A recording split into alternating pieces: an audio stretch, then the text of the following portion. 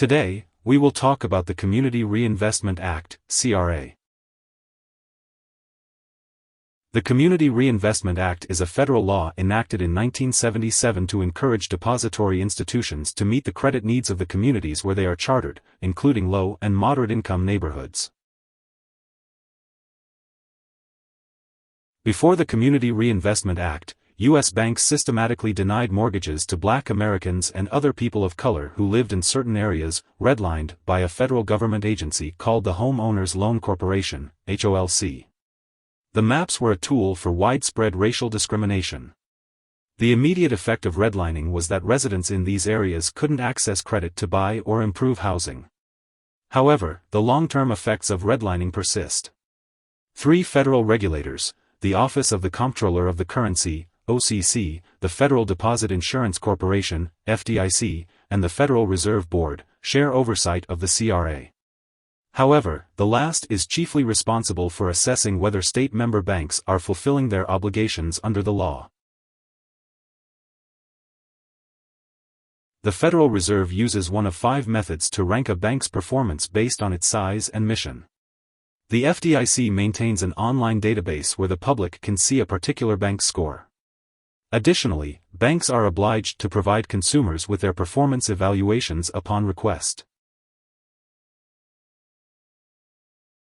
Critics of the CRA, including some conservative politicians and pundits, allege the law contributed to the risky lending practices that led to the financial crisis of 2008. Some economists have argued that CRA-based mortgages represented a small percentage of the subprime loans issued during the financial crisis.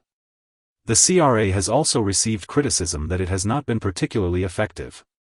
More recently, some economists and policymakers have suggested the law needs to be revised to keep up with changes in the industry and make the evaluation process less onerous for banks.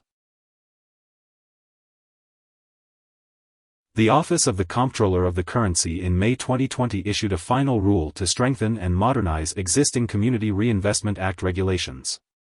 Critics and proponents have debated the potential impact of these changes, leading to further discussions on how to best modernize the law to meet the needs of today's banking industry and communities.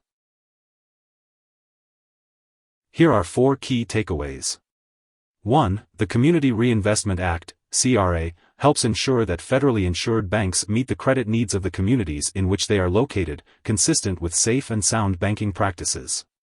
2. The CRA was one of several laws passed during the late 1960s and 1970s to expand access to credit.